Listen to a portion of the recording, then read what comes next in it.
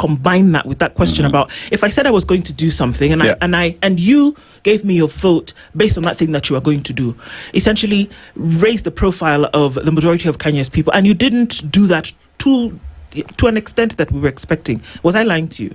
You are lying. No, but I had an intention to do.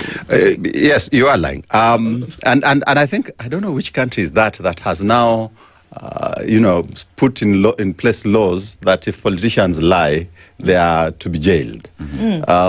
Because politicians tend to lie so that they can get the vote. And if you say you're going to do something, you had the power to do so and you did not, you are lying.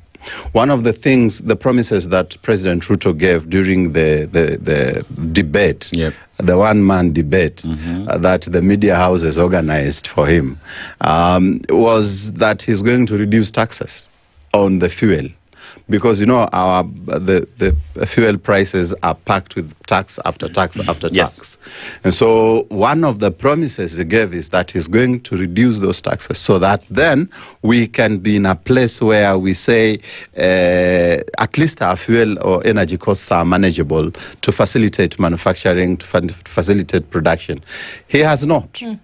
The other day he said in public that education will be free for all. Then his economist goes and says, no, he didn't say it's free for all. He said fully funded. What do you mean fully funded? We've been funding our own education from time immemorial. You don't go scoring points by saying things and then after that withdrawing. The other day he said that he's going to remove taxes for people earning less than 30,000. That has not been implemented. The finance bill came and went without that being implemented.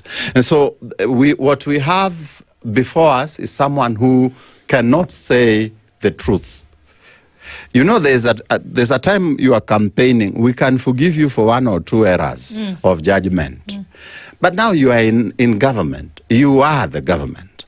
And then you are giving statements that you have no intention of fulfilling.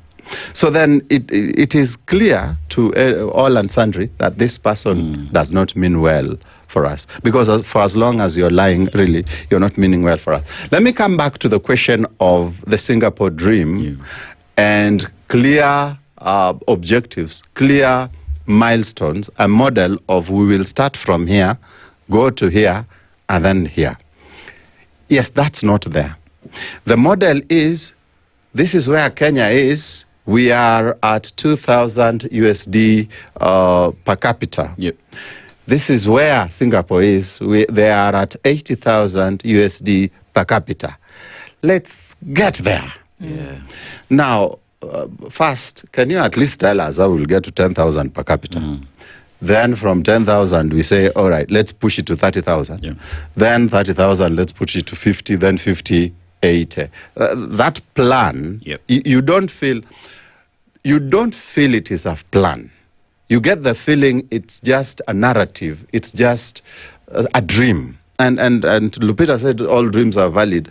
But this guy's dream is too political, too politically charged, and has no substance in terms of this is the model of how we're going to do it. Because if you asked me, and I think on this one, Sifuna and Orengo are on point.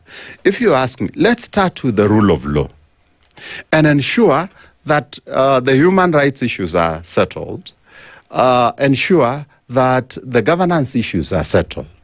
Now, after they are settled, let's now come to the economic question. How can we ensure that the economic environment is conducive for investment? First, let's reduce taxes and ensure that the ease of doing business is a reality in the Republic of Kenya. And then now, after we've come from there, we put in place policies that facilitate manufacturing. We are not going to go to Singapore through agriculture as it is alone, because agriculture is suffering from climate change significantly. And beyond that also, there's the whole land question that we have not sorted. And even then, really, the land is getting smaller as the population grows. And we might need to do a lot of investment in some of the arid lands to make it more productive. So manufacturing is a clean and free ticket to where we need to go to. What policies can we put in place to ensure that that is implemented? No one is telling you that this is the from here to here to here to here. It's just, this is where we will be. In Singapore, there will be industries all over. We will have technology.